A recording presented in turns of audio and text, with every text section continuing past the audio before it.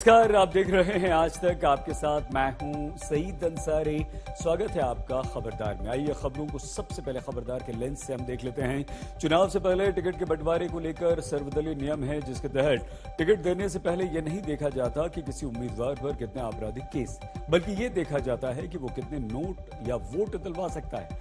उत्तर प्रदेश में अपराधियों को टिकट देने के मुद्दे पर राजनीति गर्मा गई। BJP, Samajwadi party, Congress, BSP सबके बीच टकराव की चिंगारियां दिखाई दे रही हैं। ऐसे में आज हम आपको बताएंगे कि राजनीतिक पार्टियों को दाखिल उम्मीदवार क्यों अच्छे लगते हैं और उत्तर प्रदेश में हर बार की तरह इस बार भी अपराधियों पर दाव क्यों लग रहा है। इसके अलावा आपको इस बार के गणतंत्र दिवस में किए गए बदलाव और उसकी तैयारियों से जुड़ी रिपोर्ट भी हम आपको दिखाएंगे। ऐसा शायद पहली बार है जब गणतंत्र दिवस परेड देर से शुरू होगी। इसके अलावा आजादी के अमृत महोत्सव के अवसर पर राजपथ पर कुल 75 विमानों के साथ अब तक का सबसे बड़ा भव्य फ्लाई पास्ट होगा। गणतंत्र दिवस की तैयारियों वाली ये विशेष रिपोर्ट आपको मिस बिल्कुल नहीं करनी चाहिए।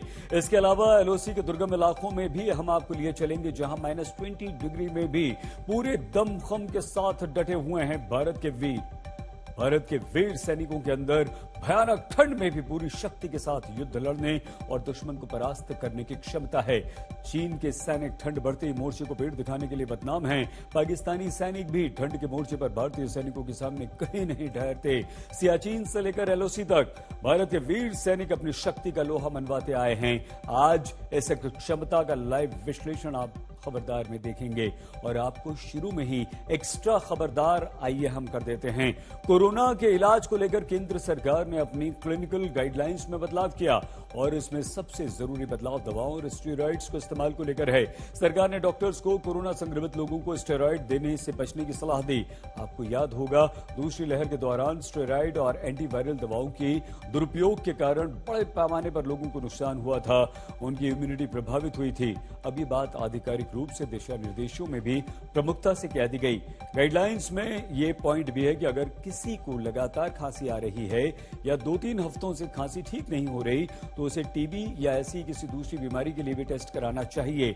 सांस लेने में तकलीफ नहीं है तो होम आइसोलेशन, और अगर तेज बुखार के साथ सांस लेने में दिक्कत है तो अस्पताल में भर्ती कराना चाहिए।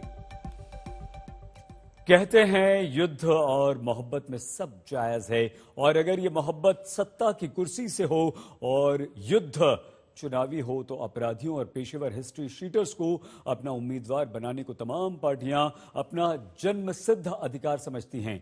समाजवादी पार्टी ने अपने इस अधिकार का इस्तेमाल करते हुए उत्तर प्रदेश में कई अपराधियों को अपना उम्मीदवार घोषित कर दिया, जिस पर बीजेपी अपना कड़ा ऐतराज दर्ज करवा रही है और अखिलेश बीजेपी को उसी का इतिहास याद दिला रहे हैं।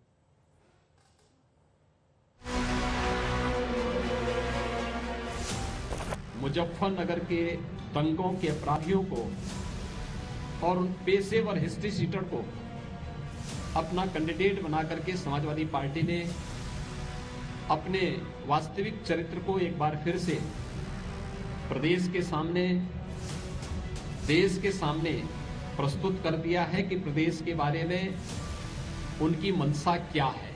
क्या मुख्यमंत्री जी ने जो अपना एफिडेविट लगाया है उन पे क्या कम धाराएं हैं? जो डिप्टी सीएम है उन पे कम धाराएं हैं? दागी और आपराधिक छवि वाले नेताओं को उम्मीदवार बनाने पर यूपी की सियासत में छिड़ी इस जबानी जंग पर एक डायलॉग याद आता है। जिनके अपने घर शीशे के हों वो दूसरों पर पत्थर नहीं फेंका करते। उत्तर प्रदेश की पॉलिटिक्स में राजनीतिक दल चाहे कोई भी हो, सबको अपराधियों और दागियों ने किस कदर शीशे में उतारा हुआ है, इसका आईना 2017 के यूपी विधानसभा चुनाव हैं। उत्तर प्रदेश इलेक्शन वॉच और association for democratic reform (ADR) के मुताबिक 2017 में चुनाव जीतकर विधानसभा पहुंचे 140 यानी 35% विधायकों पर आपराधिक केस दर्ज हैं, जिसमें 27% यानी 106 विधायकों पर गंभीर धाराओं में केस दर्ज हैं। रिपोर्ट के मुताबिक 7 ऐसे विधायक हैं जिनके खिलाफ हत्या यानी आईपीसी की धारा 302 में मुकदमा दर्ज है। वहीं 2 विधायकों पर महिला अपराध और 36 विधायकों पर हत्या के प्रयास का केस दर्ज है।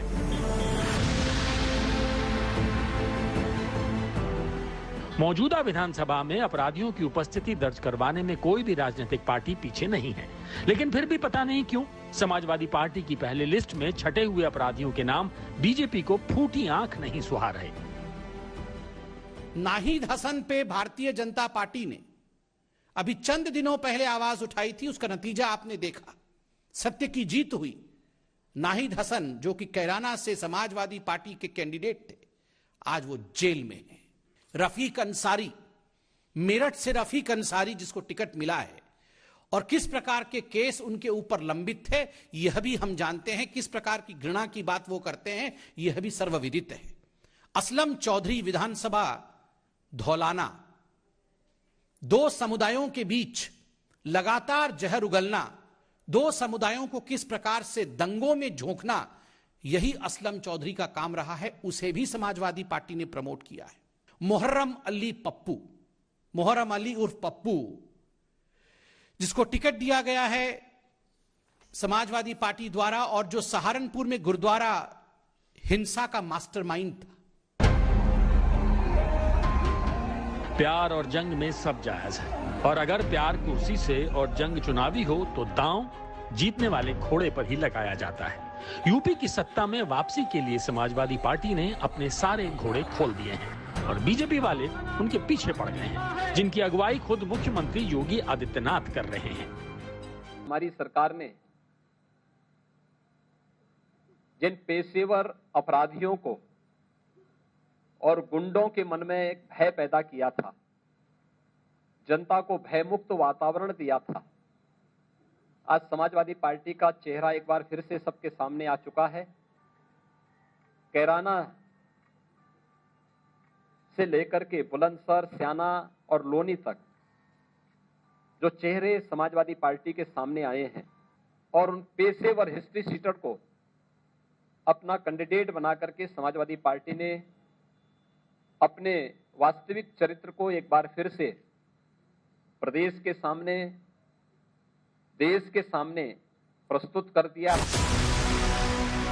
अखिलेश यादव ने जिस तरह खुले दिल से आपराधिक और दागी छवि वाले नेताओं को पहली लिस्ट में ही साइकिल की सवारी करवाई है, उसकी चर्चा तो लखनऊ से लेकर दिल्ली तक हो रही है। कैराना से गैंगस्टर नाहिद हसन को टिकट देना सपा को भारी पड़ता दिख रहा है। सपा की मान्यता रद्द कर देने की जो याचिका दाखिल की गई थी, उस अर्जी पर सुप्रीम कोर्ट भी सुनवाई के लिए तैयार हो गया है। अगर इस तरह के पीआईएल किए जाएं और भारतीय जनता पार्टी से स्पॉन्सर्ड पीआईएल हो तो भारतीय जनता पार्टी तो चुनाव लड़ ही नहीं सकती थी। क्या मुख्यमंत्री जी ने जो अपना एफिडेविट लगाया है उन पे क्या कम धाराएं हैं? जो डिप्टी सीएम है उन पे कम धाराएं हैं? जो अभी जानकारी मिली है, सबसे ज्यादा आपराधिक मामलों में कोई विधायक अगर विधानसभा में पहुंचे हैं तो भारतीय जनता पार्टी ने पहुंचाए हैं। पार्टी की मान्यता पहले ही रद्द हो जानी चाहिए। समाजवादी पार्टी के ऊपर कई लोगों पर झूठे मुकदमे हैं। समाजवादी पार्टी पे पिछले 5 साल में सबसे ज्यादा झूठे मुकदमे अगर किसी ने लगाए तो भारतीय जनता पार्टी ने लगाए, और उसी कड़ी में नाहिद हसन भी आते हैं। ये तो अभी शुरुआत है। समाजवादी पार्टी से दागी नेताओं को उम्मीदवार घोषित करने का जो सिलसिला शुरू हुआ है वो सभी राजनीतिक दलों में चलेगा।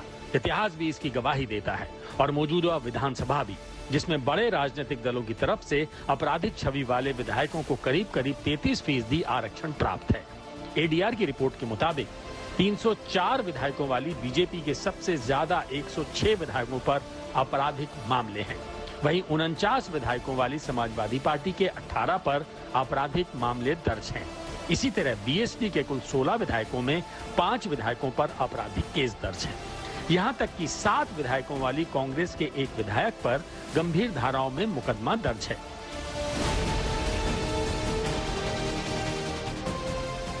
पेशेवर राजनीति में पेशेवर अपराधियों की डिमांड हर राजनीतिक पार्टी में हाई होती है, क्योंकि चुनाव जिताने में दाग अच्छे हैं।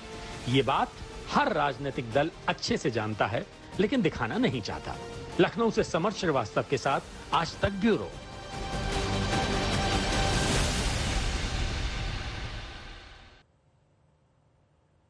चुनाव की राजनीति का एक उसूल होता है टिकट देने से पहले ये नहीं देखा जाता कि किसी उम्मीदवार पर कितने आपराधिक केस हैं, बल्कि ये देखा जाता है कि वो कितने वोट दिलवा सकता है। यही टिकट बंटवारे का सर्वदलीय नियम है। उत्तर प्रदेश में दाखिल और साफ छवि वाले नेताओं की विन एबिलिटी यानी कि जीत हासिल करने की दर पर हम दृष्टि डालें तो आपको रिजल्ट जानकर हैरानी होगी। एडीआर की रिपोर्ट के अनुसार उत्तर प्रदेश में आपराधिक केस वाले प्रत्याशियों की जीतने की संभावना 16% और साफ छवि वाले प्रत्याशियों की जीतने की संभावना 5% ही है। यह आंकड़े उत्तर प्रदेश में साल 2007, 2012, 2017 में विधानसभा और 2004, 2009, 2014, 2019 के लोकसभा चुनाव पर आधारित हैं। इन चुनावों में कुल 21,229 प्रत्याशियों ने चुनाव लड़ा, जिनमें से कुल 1,566 सांसद विधायक बने। इन चुनावों में साफ छवि के 17,490 प्रत्याशी मैदान में उतरे, जिनमें से 940 जीते। वहीं बात अगर दाखी नेताओं की करें तो 3,739 दाखी नेताओं में से 604 ने जीत हासिल की। तो मतलब साफ है कि जो सत्ता से करे प्यार वो दाखी नेताओं से कैसे करे इनकार। वर्ष 2017 में उत्तर प्रदेश के विधानसभा चुनाव में हर पार्टी ने दिल खोलकर दागी अपराधी किस्म के नेताओं को टिकट बांटे। एडीआर ने 2017 उत्तर प्रदेश चुनाव में खड़े हुए 4,853 में से 4,823 उम्मीदवारों के हलफनामों की स्टडी की तो ये पता चला कि करीब 18% यानी कि 859 उम्मीदवारों पर क्रिमिनल केस दर्ज थे। 15% यानी कि 705 पर हत्या, रेप, किडनैप, दंगे जैसे गंभीर केस दर्ज थे। 62 उम्मीदवारों पर मर्डर, 148 पर हत्या की कोशिश के केस चल रहे थे। 10 पर रेप, 34 पर किडनैपिंग की धाराओं में केस दर्ज थे। 2017 विधानसभा चुनाव में ऐसी कोई पार्टी नहीं जिसने गैंगस्टर और आपराधिक छवि वाले नेताओं को टिकट देने में दिलचस्पी न दिखाई हो। एडीआर की रिपोर्ट के अनुसार बीएसपी के 400 में से 150 यानी करीब 40% उम्मीदवारों पर क्रिमिनल केसेस थे। बीजेपी के 36%, समाजवादी पार्टी के 37%, कांग्रेस के 32% उम्मीदवारों के विरुद्ध आपराधिक मुकदमे दर्ज थे। 2017 में उत्तर प्रदेश विधानसभा चुनाव में 152 सीटें ऐसी थी जिन पर 3 या 3 से ज्यादा आपराधिक छवि वाले उम्मीदवार खड़े हुए थे। अब एक बार फिर से उत्तर प्रदेश में चुनाव हैं तो 2017 विधानसभा चुनाव में दाखिल और आपराधिक छवि वाले उम्मीदवारों के प्रदर्शन को देखते हुए टिकट बंटवारा हो रहा है, लेकिन हर पार्टी को सिर्फ दूसरी पार्टी के अपराधी उम्मीदवार ही नजर आते हैं, अपने बिल्कुल नहीं। क्या ये मुमकिन है कि हम देख पाएंगे कि क्रिमिनल केसेस जो कैंडिडेट्स के अगेंस्ट होते हैं इसको लेके एक कोई सख्त रूल इस बार सुप्रीम कोर्ट की तरफ से आएगा और क्या इलेक्शन कमीशन को भी इसके लिए कुछ करते हुए हम देखेंगे? देखिए, हमारा जो तजुर्बा है, हम तो स्टैटिस्टिक्स से जाते हैं और हिस्ट्री से जाते हैं। तो सुप्रीम कोर्ट और इलेक्शन कमीशन का रवैया पॉलिटिकल पार्टीज की तरफ बहुत नरम है, जिसमें सख्ती बरतने की जरूरत है। और डीज रजिस्ट्रेशन का तो पावर इलेक्शन कमीशन को है ही नहीं। उसको मिलने के लिए वो पार्लियामेंट में एक लॉ बनेगा, वो लॉ तो कभी बन ही नहीं सकता। कोई भी पॉलिटिकल पार्टी ऐसा लॉ नहीं बनने देगी कि इलेक्शन कमीशन को इतना ज्यादा पावर हाथ में आ जाए। और जहां तक सुप्रीम कोर्ट के ऑर्डर्स, ये तो मतलब सालों से चला आ रहा है। कितनी ही जजमेंट्स आ चुकी हैं। मैं आपको अगर गिनवा दूं इसी सब्जेक्ट पे जो रीसेंट जजमेंट्स हैं पिछले 5-6 साल में, मार्च 2014 में एक जजमेंट किया था जिसमें कि trial should be completed in 1 year, यानी 1 साल के अंदर ये इनके ऊपर पॉलिटिशियंस की जो ट्रायल है वो कंप्लीट होनी चाहिए। अगस्त 2014 में सुप्रीम कोर्ट ने एक जजमेंट दिया था कि पीएम और सीएम का प्रेरोगेटिव है, बट उनको क्रिमिनल केसेस वाले बंदों को मिनिस्टर्स नहीं बनाना चाहिए। कौन सुन रहा है उसकी? नवंबर 17 में 11 स्पेशल फास्ट ट्रैक कोर्ट्स बनाए गए थे। क्या हो रहा है उसका किसी को पता है कुछ? सितंबर 18 में ये ऑर्डर आया था जिसमें पब्लिकेशन ऑफ क्रिमिनल केसेस की हम बात अभी कर रहे हैं। फरवरी 2020 में फिर सुप्रीम कोर्ट ने बोला कि अभी पॉलिटिकल पार्टीज को रीजंस भी देने हैं कि ये क्रिमिनल केसेस वाले कैंडिडेट्स को टिकट क्यों दिए जा रहे हैं। और अगस्त 21 में ये किसी ने, जब वो एक लॉयर ने कंटेम्प्ट पिटिशन फाइल की थी बिहार इलेक्शंस के लिए, तो पॉलिटिकल पार्टीज के ऊपर पेनल्टी की गई। और उसमें जजमेंट में खुद सुप्रीम कोर्ट कह रहे हैं कि we are taking a lenient view. क्यों भाई, क्यों लीनियंट व्यू आप ले रहे हैं? 1 लाख और 5 लाख का जुर्माना लगा के इन पार्टियां जिनके पास हजारों करोड़ रुपए हैं, उससे क्या होगा इनको? तो इसको बहुत ही सीरियसली लेने की जरूरत है और जब तक इलेक्शन कमीशन और सुप्रीम कोर्ट दोनों इस पे सख्त कार्रवाई नहीं करेंगे और ये उम्मीद करते रहेंगे कि पॉलिटिकल पार्टीज कुछ करेंगी तो ऐसा नहीं होगा। चुनाव चाहे राज्य के हों, निगम के या फिर लोकसभा के, दागी और आपराधिक छवि वाले उम्मीदवार हर पार्टी की लिस्ट में प्रमुखता से शामिल होते हैं और यह ट्रेंड लगातार हमारे देश में बढ़ता जा रहा है। मौजूदा लोकसभा में चुनकर आए 43% सांसद दागी छवि के हैं। मतलब लगभग हर 2 में से 1 लोकसभा सांसद पर आपराधिक केस दर्ज है। 2014 में यह संख्या 34% थी, 2009 में 30% और 2004 में 24% दागी सांसद लोकसभा में चुनकर पहुंचे थे। इस ट्रेंड को देखते हुए सुप्रीम कोर्ट ने फरवरी 2020 में एक निर्देश दिया था कि राजनीतिक दलों को अपने आपराधिक पृष्ठभूमि वाले उम्मीदवारों का पूरा रिकॉर्ड सार्वजनिक करना होगा, जिसके बाद चुनाव आयोग ने इस बार 5 राज्यों के विधानसभा चुनावों में सुप्रीम कोर्ट के इस निर्देश को लागू किया। चुनाव आयोग के अनुसार सभी आपराधिक छवि वाले प्रत्याशियों को अपने ऊपर मुकदमों की जानकारी 3 बार अखबार में प्रकाशित करानी होगी। राजनीतिक दलों को अपनी आधिकारिक वेबसाइट पर अपनी पार्टी के उम्मीदवारों के केस की जानकारी देना अनिवार्य है। पार्टियों को यह भी बताना होगा कि जिनका चयन उम्मीदवार के रूप में आपने किया, क्या उनके विरुद्ध आरोप तय हो चुके हैं। पार्टियों को कारण बताना होगा कि दागी उम्मीदवार को चुनाव में क्यों उन्होंने उतारा। चुनाव आयोग ने कहा है कि चुनाव जीतने की क्षमता होना ही दागी उम्मीदवार को मैदान में उतारने का कारण नहीं होना चाहिए। चुनाव आयोग की मंशा राजनीति में आपराधिक और दागी नेताओं की संख्या को कम करना है, लेकिन कोई भी राजनीतिक दल इसे गंभीरता से नहीं लेता। ऐसा दिखता है कि कोई भी चुनाव आयोग की बात को मानता ही नहीं। Each and every voter has a right to know the background of the candidate. Among other measures to ensure ethical elections, emphasis is also given on mandatory publicity of criminal antecedents.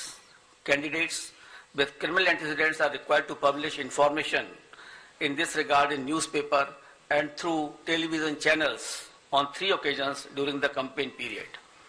Besides this, it is also mandatory for political parties to upload on their website at the home page detailed information regarding individuals with pending criminal cases who have been selected as candidates. Along with the reasons, the political party will have to give the reasons as to why this particular candidate has been selected and no candidate without any criminal antecedent was selected, and benevolity is not the criteria for the same. आपराधिक छवि नेताओं को चुनाव जिताने में मददगार सिद्ध होती है और ये चुनावी परिणामों से जाहिर होता है। इसके जिम्मेदार देश के वोटर्स भी, यानी कि आप और हम, जो दागी नेताओं को चुनते हैं, और इसीलिए राजनीतिक दल दागियों को अपना उम्मीदवार बनाते हैं, जिनकी सहूलियत उन्हें देश का हमारा कानून भी देता है। जन प्रतिनिधित्व अधिनियम 1951 की धारा 8 दोषी राजनेताओं को चुनाव लड़ने से रोकती तो है, लेकिन ऐसे नेता जिन पर केवल मुकदमा चल रहा है वो चुनाव लड़ सकते हैं। इस बात से कोई फर्क नहीं पड़ता कि उन पर लगा आरोप कितना गंभीर है। इस कानून की धारा 8(1) और 8(2) में प्रावधान है कि अगर कोई सांसद या विधायक हत्या, बलात्कार और आतंकवादी गतिविधियों में शामिल होने जैसे गंभीर अपराध में शामिल होता है तो उसे 6 साल के लिए अयोग्य घोषित किया जा सकता है।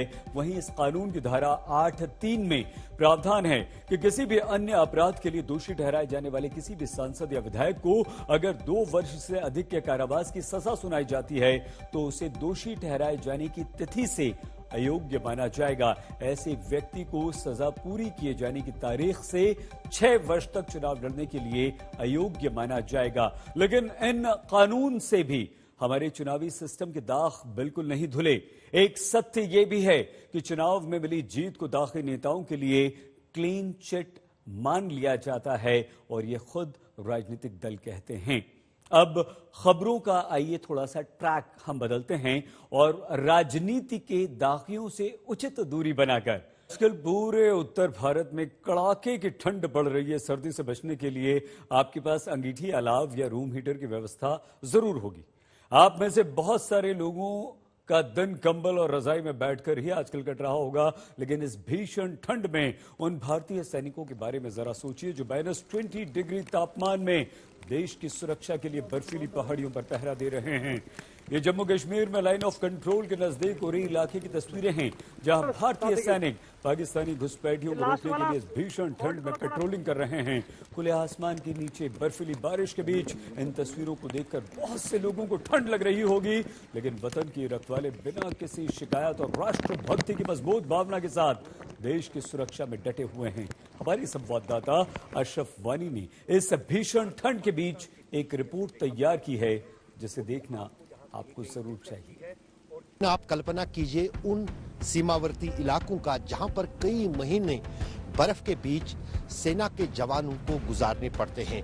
हम इस वक्त नियंत्रण रेखा से सटे उड़ी के इलाके में हैं और दरअसल यहां पर कई सारे सेना के पोस्ट ऐसे भी हैं जो महीनों तक कटे रहते हैं नजदीकी कैंपों से और इलाकों से। और यहाँ पर आप बर्फ की जो है तीव्रता और बर्फ की मौजूदगी देख सकते हैं। यहाँ तक कि अगर वाहनों को भी चलाना होगा सेना को या अधिकारियों को आना होगा तो इन वाहनों के टायरों पर ये खास तौर से चैनें बांधी जाती है, तभी ये वाहन जो हैं बर्फ में कुछ हद तक कुछ दिनों तक चले पाते हैं। लेकिन जब बर्फ और भी ज्यादा हो जाती है तब ये चैनें भी बेकार साबित होती हैं और फिर गाड़ियों की आवाजाही जो है इस पूरे इलाके में रुक जाती है।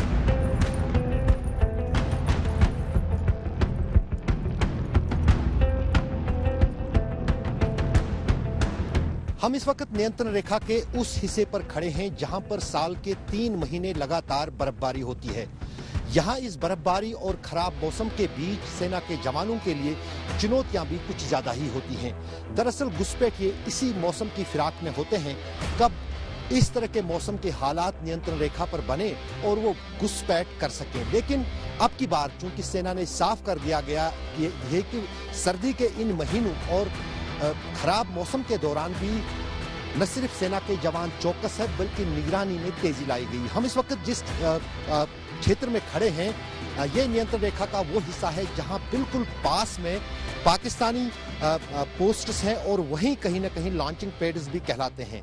यहां पर जवान कोई भी हरकत इस बुरे मौसम में जब भी देखते हैं तो सीधे उसका जवाब गोली होती है। ये जवान जो है यहाँ पर इसलिए तैनात बैठे हैं ताकि घुसपैठ की किसी भी हरकत को इतने खराब मौसम में जब भीषण बर्फबारी हो, तापमान 0 से 10 डिग्री नीचे हो, तब उन नापाक मंसूबों को किस तरह से विफल किया जाए जो सीमा पार रचे जा रहे हैं।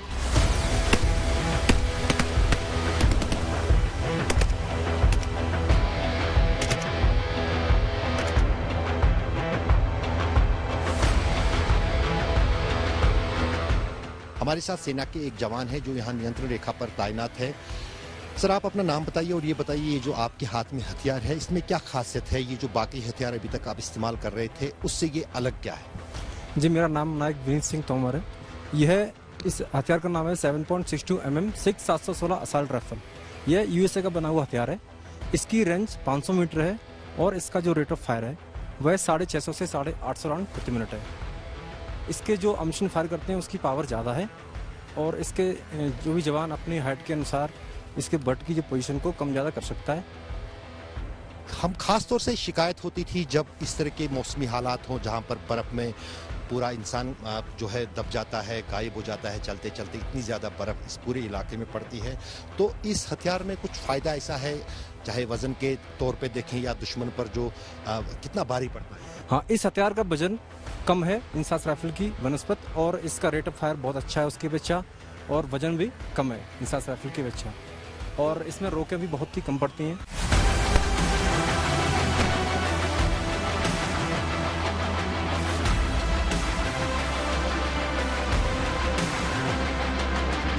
आप मुझे ये बताइए, लगातार यहाँ बर्फबारी होती है, तापमान 0 से 20 डिग्री तक नीचे चला जाता है, उस बीच जो पहनावा है कपड़े का किस तरह का आपका होता है और क्या आपको ठंड महसूस होती है या उस तरह के साधन आपके पास हैं कि कितनी भी बर्फबारी हो, कितना भी तापमान नीचे गिरे, आपको कोई दिक्कत नहीं होती? यहाँ बर्फबारी में हम स्नो कोट पहनते हैं जो वाइट कलर का होता है। इसमें हम क्लाइमेट हमारा सही रहता है और ना ही इसमें हमें सर्दी लगती है। ये काफ़ी बेहतरीन होते हैं और ये वाटर प्रूफ भी होते हैं, जिससे और हमारी टोली हरकत करती है उसमें हम क्लाइमेट रहते हैं और दूसरों को हमें ऑब्जर्व करने में दिक्कत होती है। वो ऑब्जर्व नहीं कर पाता है कि इधर से सैनिक आ रहे हैं।